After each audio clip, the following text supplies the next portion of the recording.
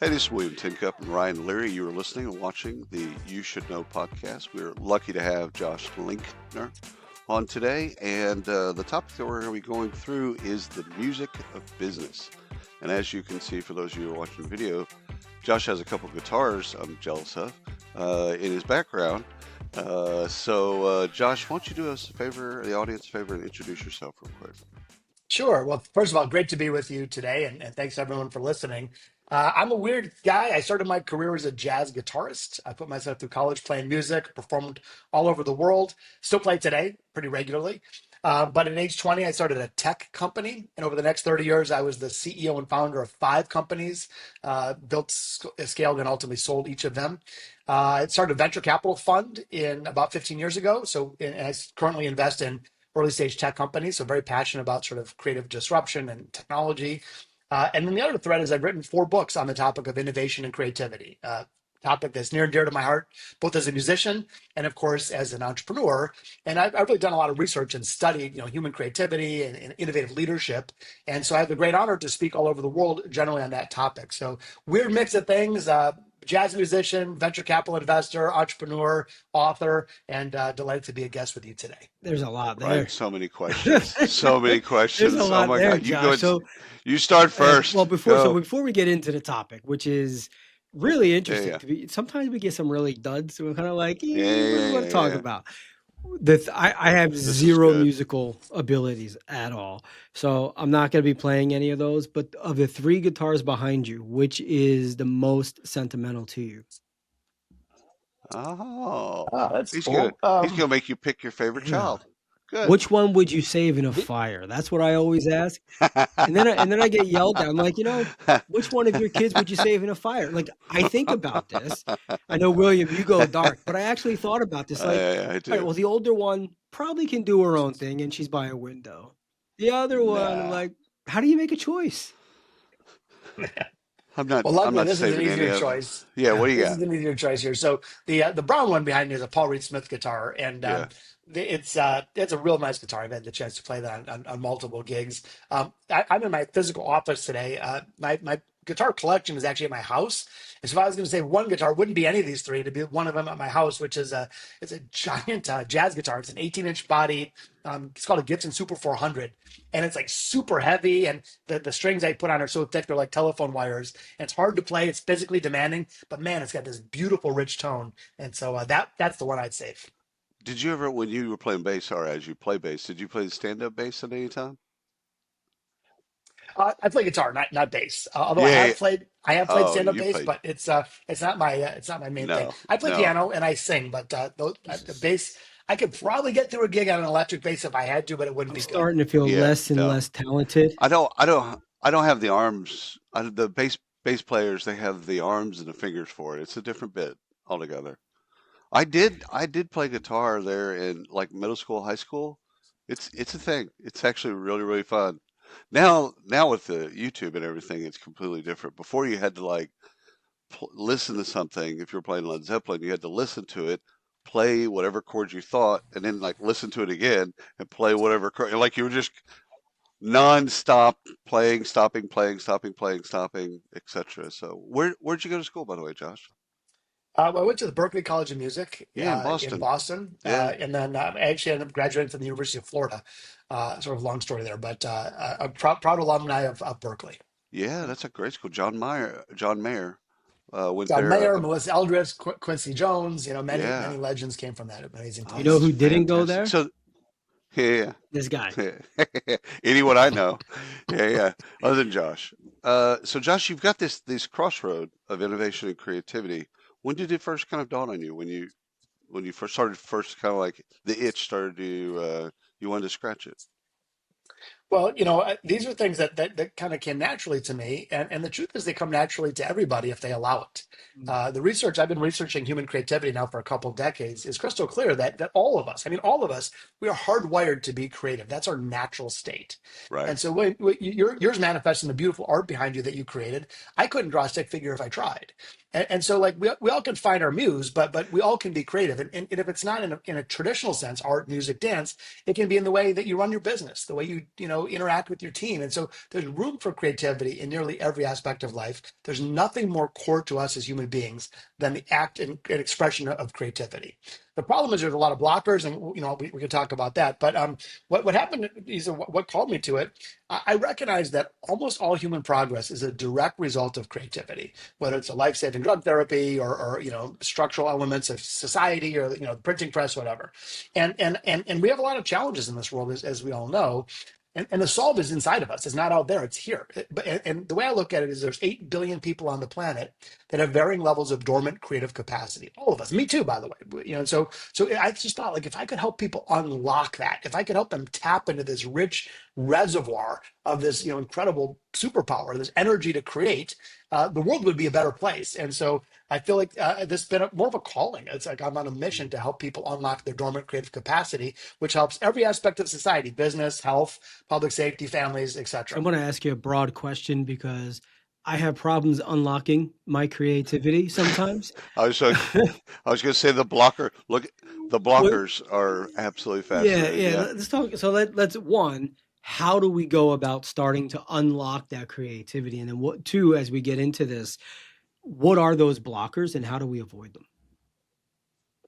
Yeah, so let's start with the fundamental truth is that we are all built to be creative. I've had people say, "Oh, I'm just not a creative person," and then I start asking them about like, "Hey, when did you ever solve a problem in a non-traditional way? How did you achieve this level of success in your business?" And they're like, "Oh, I guess I am," like. And so part of it is like an identity. We think we're not creative because we don't, paint on canvas or do interpretive dance or something like that. So there's an identity level that we can quickly get through. The biggest blocker of creative output is not natural talent, it's fear. So fear is that poisonous force that instead of sharing our cool ideas, we hold them back because we're so afraid of making a mistake or looking bad or having some negative outcome. And so we sort of tap down our creative abilities over time. Like you've never met a 6-year-old that isn't creative. 100% are creative. And then what happens is I've heard it said that kids enter kindergarten with a full set of colorful crayons and graduate with a single blue ballpoint pen. And so our systems and processes, even well-intentioned teachers, bosses, they tend to beat it out of us instead of help us develop it. But the Right. good news is it's a natural skill, just like breathing, that you can reconnect to and start to gain skill. So the quick answer to your question is that we got to remove the fear. So we got to create a psychological safe environment where all ideas are cherished and instead of judged and shot down. You got to accept an identity that we all can be creative people in our own ways, again, in our own ways. And then the third one is starting to use some tactics and skill. Like if you said I want to get in shape and you want to go to the gym, well, like a trainer would say, okay, here's a bicep curl is, here's what a bench press is. So similarly, there are techniques and very simple tools to help us build creative muscle mass, and that's been the subject of 4 of my 4 books. Do you have any kind of working theory about the relationship between creativity and critique? Like when I was coming up, um, I got a degree in art history, but I did a lot of art studio. And back then, you had to, whatever, if you're doing charcoal or printmaking, whatever, you had to pin it against the wall. And there's 30 other students that are going to tell you what's wrong or what's right, generally speaking. Like, you had to be able to accept criticism and then give criticism. But we don't teach any of that stuff in like high schools or schools in general. Some parents do. So I'm wondering, like, your theory on like, okay, how do we critique or criticism is a part of, is it? I shouldn't lead the witness here. What's your working theory on the relationship, if there is one? Yeah, I think it's crucial because when you're learning any skill, that skill, that type of feedback allows you to make adjustments. And so the important part though is not critiquing the artist, it's critiquing the work. And so, by the way, when I say artist, I think we can all be artists. I think everyone's job title should say artist. You're an accounting artist. You're a cybersecurity artist. You're a finance artist. And all that that means is that you're willing to confront traditional approaches. You're willing to explore something new. You're willing to inject creativity instead of just checking a box.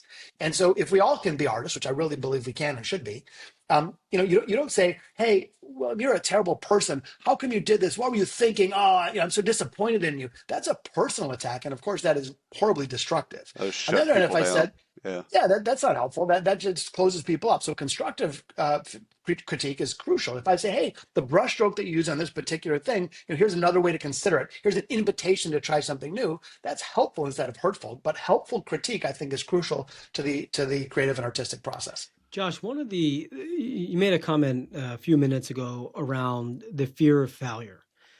Do you think the fear of success, the reverse of that, the fear of success holds people back in this process? Mm. Hmm. I think so, because then like it's coupled often with imposter syndrome. Like if I'm successful, then I got to uphold that success. And what if I can't? And what if I just got lucky and the next time I can't? And now the limelight's on me and all that stuff. So I think fear of almost every kind is an inhibitor of creative output.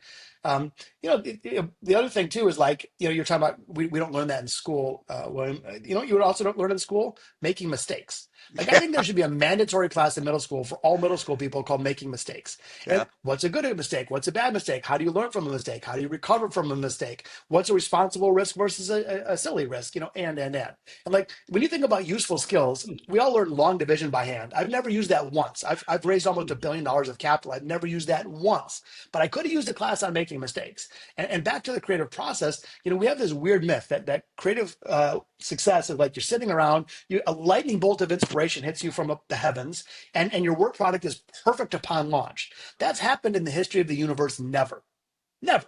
What generally happens is you have some idea and it's like, okay, but it's kind of flawed. And real creative works come to life through lots of constant revision, mistakes, tweaks, critique, etc. So it's an ongoing process. It's not like a perfection upon launch. And so what happens is when we have an idea and it isn't perfect and ready and subject to scrutiny, we then just say, oh, I'm not creative or I'm not very good at it. And so accepting that it's a process, I think, is also really crucial. There's a great line. The one thing that all wonderful authors have in common: lousy first drafts. Love that.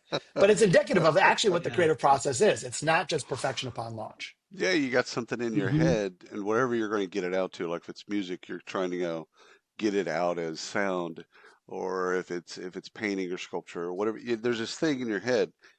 It never, it never comes out the way you first think of it. And I've got series of paintings in my head that I've never realized because of the idea of what it's going to come out and look like the first time.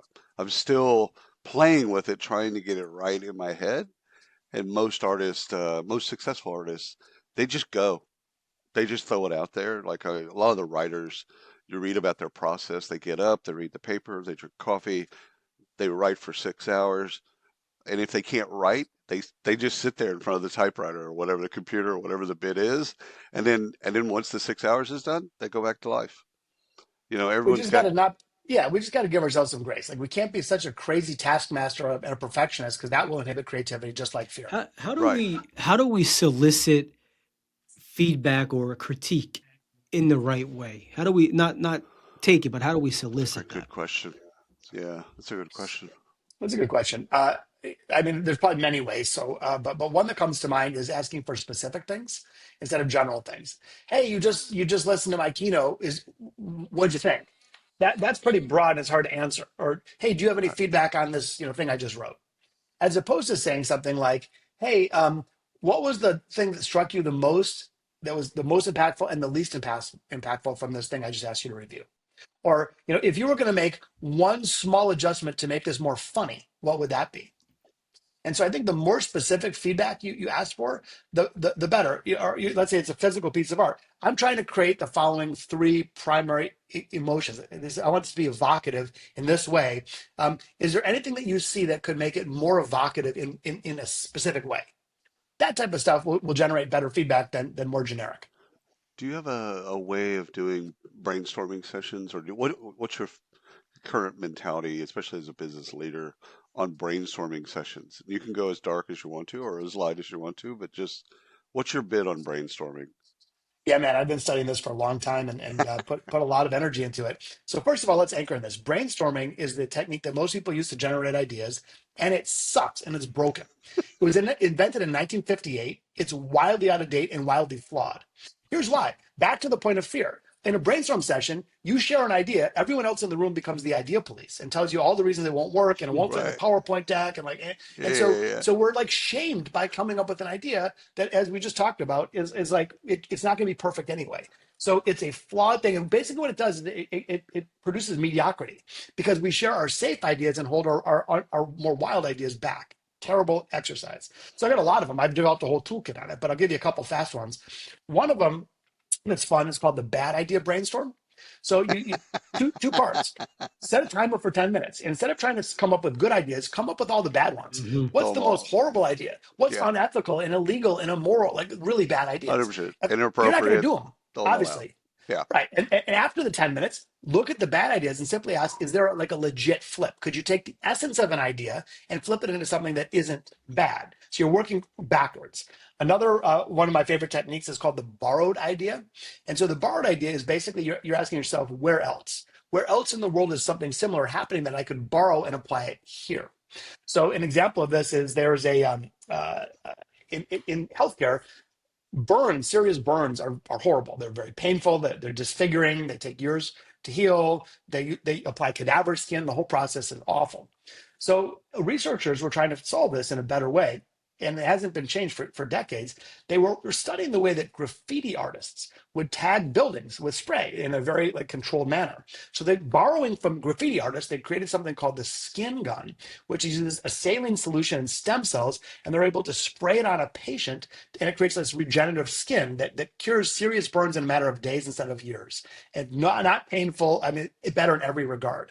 And so if they only studied the medical literature, they wouldn't have found that idea. It was going outside of their field, borrowing an idea from one part of life and applying it to the other.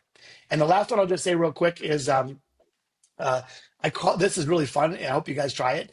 It's called role storming, ROLE. Role storming is brainstorming in character. You are pretending you are somebody else. Oh, I want to So do Ryan, for example, this. yeah, Oh man, yeah. let's say you were in a normal brainstorm and your brainstorming is Ryan. You might hold your crazy ideas back because Right. natural, fear, whatever. Let's say instead, Ryan, you're role storming as Steve Oh, Jobs. I want to do William. No one's gonna. You I want to want be to be William? William. Amazing. Well, whoever the hero that you choose is, no one's going to laugh at you for coming up with a big idea if you're being Steve Jobs or William.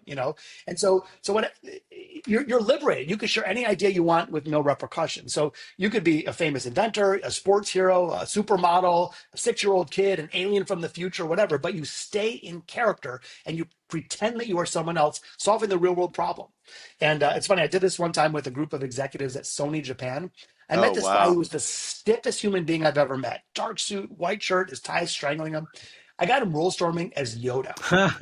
And Oh, I've never seen personal fantastic. transformation. Like Yeah. his jacket's off, his tie's undone, he's leaping around the room. The whiteboards are filled with ideas.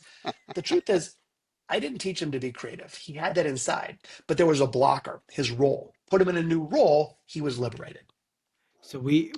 The idea police. Well, first of all, that alone, out of that bit, idea police. Yeah. I love that. Go ahead, I Ryan. was Sorry to gonna say, interrupt. so Josh, we're planning the next retreat for the company, and yeah, I can see myself Yeah. being you for a Oh, day.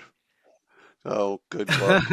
Uh, what's the idea? I used to say this, Joshua, when I owned an ad agency, especially to prospects and customers. I'd say, listen, you've hired us because you want us to do not just the tactical stuff, but you want us to bring you some big ideas. And big ideas, it's been my experience, terrify you at first. At first, I'm going to bring you an idea that, okay, or our team's going to bring you an idea. And at first, the hairs on the back of your neck are going to be like, that's a little, I don't know if we should go that far. And then we'll kind of walk it through, and maybe we do it, maybe we don't. So the idea there is that a big idea, a big idea should almost scare you. Do you have any, is there anything in your work or in your research that kind of can prove that, or am I just talking out of my ass? Which is fine. Oh, both. Which is No, fine. I'm totally comfortable talking out of my I ass, think by the you're way. right because instead of trying to do incrementalism, which generally yields Right. mediocrity, it's like you're going way to the edge. And even if you have to tone it down a little bit, that's actually a better jump. It reminds me, there's a very famous quote which I keep handy by a guy named Arthur Schopenhauer. And here's what the quote is: all truth passes through three stages. First, it is ridiculed. Second, it is violently I've opposed. heard this. And third, it is accepted as self-evident. Right. And so if someone came to you in like, the year 1996 and said, hey man, I got this idea for like AI and social media and a phone where you can do video conferencing and like, you laugh at Ridiculed. them. Right, ridiculed. And eventually, then people are like, no, no, I can't do a cell phone because I make corded phones, and that'd be terrible. And so, violently opposed. But eventually, that truth becomes self-evident. And so, you going in with big ideas is exactly the right way to bust through the mess and ultimately get to a good answer. Love that. Okay, Ryan, you got No, something go else? ahead. Go ahead. So the advice that you'd give people, I have this Billy Bean quote that I'll throw on folks every once in a while about innovation because I want to get back to what you do with creativity and innovation. Billy Bean's famous for saying, Mm. if we weren't already doing it this way, how would we do it? Which allows a lot of people in the room to not think about all the historical stuff that, oh, that's a beautiful watch. All the historical stuff that they've done, right? Like I've done it this way for 20 years on Sally, Jimmy, all that stuff. And it allows them this free space to just go, hey, like throw all that away. We're setting up, I used to do this bit with clients too. We're setting up a shop on Mars and we're bringing 3 people with us. Okay. We don't have any of the stuff that we have back here. How are we going to do it? And do you have any, first of all, do you have similar things like that that you use to kind of get people out of that mental, box that they're in? Yeah, I mean, so that's a great approach. Absolutely love that. One thing I like doing is called future casting, where it's basically like here's an example. Hey, our company was just featured on Time Magazine as the most innovative company on the planet, and the whole company, the whole article was based on our culture. How do we get our culture to be so innovative? Imagine that you're reading the article and the person, the researcher went and asked for a quote from a customer, a team member, and a supplier. What do you think those quotes might have been that said how we became so innovative? Or maybe you say like what changes from that time to this time did the writer feature that were the root to our success? So future casting basically means you pick a point in time in the future, 2 years from now, 3 years, and you're saying, okay, something cool, it already happened. If it already happened in your mind, you're not worried about executional challenges or risk or Right. whatever. It already happened. How do you think it might have happened? And so you're starting at the end and working backwards. Oh, I like that. Oh, I like that. All right, I got another one I want to throw past you and destroy it as you please. So, diversity of thought, diversity of however you want to slice diversity, it really doesn't matter. Diversity creates conflict. Conflict creates innovation. Can you Um, can you first of all destroy it? I'm totally comfortable with that, by the way. These are just ideas. Yeah, So, my only one I would question, so diversity, heck yeah, and the only one I question no, is no, conflict because leading to the conflict, because if we come from different positions, we don't see the world the same way. We're going to have a conflict. It could be I just see the world differently. Whatever that conflict is, it could be minor. Like the way I got to this is at one point I was looking at a Silicon Valley VC firm, and it was all white guys in North Face jackets, right? And so you know the bit, right? So I'm thinking to myself, that's got to be a very easy office to work at because they all went to the same business schools, they all have the same country club experiences, they all have probably the same wives, etc. Like that's just easy. We get in a room, there's no conflict. We all see the world the same way. So how do you get to innovation if you don't have conflict? And again, destroy it. It's just a thought. I don't, I I'm not generally agree not with that. attached to it. The thing, I'm stuck a little bit on the word conflict because you're right. In many cases, it does create conflict, which in turn opens new, yes, yes, yes. And let's say I'm playing jazz in an improvisational setting with people that are wildly diverse, diverse musically, instruments, social, race, age, all that stuff. And we can co-create without conflict. So like I may come up with an idea and it's a bad idea, but it's a new idea. And then the bass player hears it and picks it up and plays with it. And then the drummer grabs that rhythm and plays with it. And then the sax player hearing this whole thing unfold rips a killer solo to the delight of the audience. So like whose idea was it? Well, it was diversity that drew the idea, but it wasn't necessarily conflict. It was is maybe the middle word is collaboration. I don't know, but I will say this because I totally agree with the core point you have. Totally agree with. Homogeneity sucks the wind out of creativity. Hmm. It's a killer. We The we just got to the same place. I love it. Yes, That's exactly what the point was. Is like yeah. The VCs. homogeneous culture, however you define that. It's just like there's no way you get to innovation from there. I don't, or at least 100% say no agree. way. It's harder to get there. I'm sure you do. Some people do, but it just seems harder to get there. So So homogeneity does that. Also, hierarchy does that because the boss is always right type of thing. Here's another cool one, just because we were talking techniques, and I just love this. So in tribal region in Africa, they created something called an Imbizo group, Imbizo, Imbizo group. Maybe Imbizo, Imbizo group. Anyway, an Imbizo group. It's basically you create a team radically diverse to solve a problem. So historically, it was like the chief solved all the problems. And a Bezo group was like, hey, we got this problem. Let's invite an enemy from a neighboring village to help us solve it. Let's invite a 2-year-old child to solve it. Let's invite, and so the more diversity, the better. And so I actually do this for companies all the time. So what I would do, I'll create an Abizo group. So let's say it's a consumer packaged good product company trying to solve a problem. I'll bring in a poet, an industrial designer. I'll bring in an engineer. I'll bring in, a 5-year-old. And so, like, you bring in these weird, and it's not that any one person has the idea. It's that put diverse ideas in a cauldron, shake that up like a martini shaker, and all of a sudden out comes beauty. And so it's you, William, exactly to your point. The more diversity, the better. I don't know if it's conflict in that martini shaker or what, but out comes beauty. I I love it. love that Drops process. mic, walks off stage. Idea Police. That might be the title. Josh, Thank you, thank you sir. most. I know you're crazy busy and flying all over the world, but thank you for carving out some time for us in the show.